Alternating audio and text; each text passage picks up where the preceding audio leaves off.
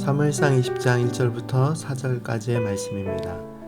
다윗이 라마 나요곳에서 도망하여 요나단에게 이르되 내가 무엇을 하였으며 내 죄악이 무엇이며 내 아버지 앞에서 내 죄가 무엇이기에 그가 내 생명을 찾느냐. 요나단이 그에게 이르되 결단코 아니라 내가 죽지 아니하리라. 내 아버지께서 크고 작은 일을 내게 알리지 아니하고는 행하지 아니하나니 내 아버지께서 어찌하여 이 일은 내게 숨기리요. 그렇지 아니하리라. 다윗이 또 맹세하여 이르되 내가 내게 은혜 받은 줄을 내 아버지께서 밝히 알고 스스로 이르기를 요나단이 슬퍼할까 두려운즉 그에게 이것을 알리지 아니하리라 함이니라. 그러나 진실로 여호와의 살아계심과 내 생명을 두고 맹세하노니 나와 죽음의 사이는 한 걸음 뿐이니라. 요나단이 다윗에게 이르되 내 마음의 소원이 무엇이든지 내가 너를 위하여 그것을 이루리라. 아멘. 오늘 말씀 속에서 다윗은 사울을 피해 라마 나요스로 가서 요나단을 만나 자신의 슬픈 상황을 이야기합니다. 오늘 말씀의 내용은 다윗과 요나단의 대화를 중심으로 진행이 되는데요. 다윗이 먼저 요나단에게 한 이야기가 무엇일까요? 다윗은 요나단에게 자신의 지금 상황이 얼마나 힘든 상황인지를 설명합니다. 자신이 도대체 무슨 잘못을 했기에, 그리고 또 어떤 죄를 지었기에 이 사울왕이 나를 이렇게 죽이려 하는지를 모르겠다고 요나단에게 묻죠. 요나단은 다윗에게 결코 죽지 않을 것이라고 안심을 시킵니다. 그리고 최선을 다해서 다윗을 도와주겠다라고 약속을 하죠. 다윗은 요나단의 도움에 큰 위로가 되면서도 자신의 삶에 드리워져 있는 그 어려움의 그림자로 인해 깊은 고민을 합니다. 다윗은 요나단에게 나와 죽음 사이가 겨우 한 걸음뿐이라고 표현을 합니다. 다윗의 마음과 상황이 얼마나 힘들었는지를 느낄 수 있는 표현입니다. 얼마나 힘들었으면 자기 자신과 죽음 사이가 단 한 걸음뿐이라고 표현했을까요? 그런데 오늘 말씀을 묵상하면서 다른 한편으로는 다윗이 깊은 괴로움의 상황 가운데 있지만 그에게는 괴로움만 있는 것이 아님을 확인할 수 있습니다. 그것이 무엇일까요? 바로 친구 요나단입니다. 다윗의 그 힘든 마음을 살펴주고 다윗의 괴로운 마음을 이해하고 고통의 이야기를 들어주는 친구가 있었다는 사실입니다. 하나님께서는 다윗의 괴로움과 절망의 상황에서 그와 함께할 믿음의 동력자를 주셨습니다.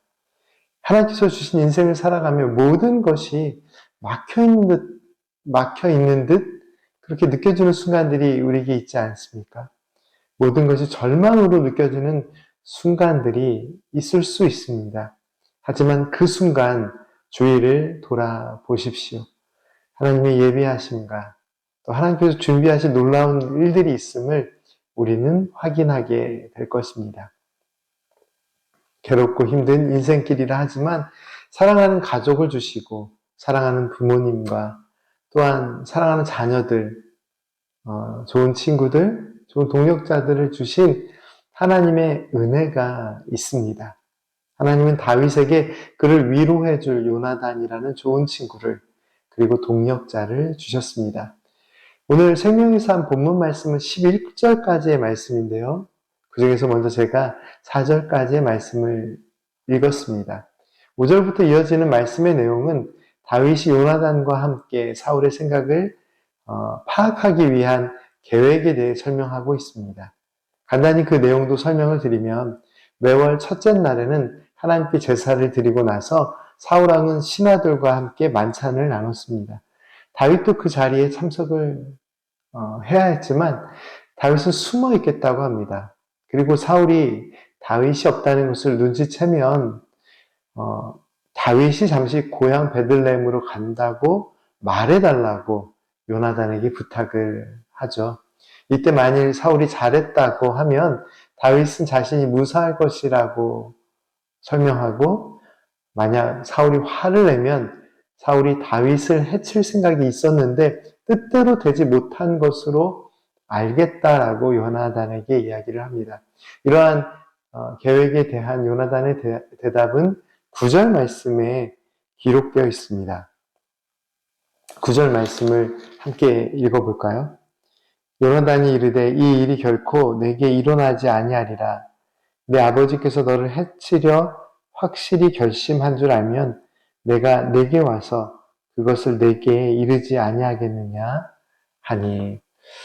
다윗은 사울왕의 신하로 만찬에 참석해야 했지만 그 자리를 피합니다. 대신 요나단이 그 식사 자리에서 사울의 마음을 살펴주겠다라고 약속을 합니다. 절망에 빠진 다윗을 향해 요나단은 자신이 할 수 있는 최선을 다합니다. 그리고 요나단의 이러한 모습은 다윗에게 큰 위로가 되었습니다. 오늘 말씀 속에서 우리는 하나님께서 요나단을 통해 다윗의 마음을 위로하고 계심을 발견할 수 있습니다. 다윗은 여러 차례 사울의 악한 계획으로 인한 죽음의 위협을 벗어납니다. 그 괴로움과 위기의 순간을 벗어날 때 언제나 혼자의 힘으로 벗어난 것이 아닙니다. 하나님의 도움의 손길이 있었고 요나단과 같이 또 돕는 손길이 있었습니다.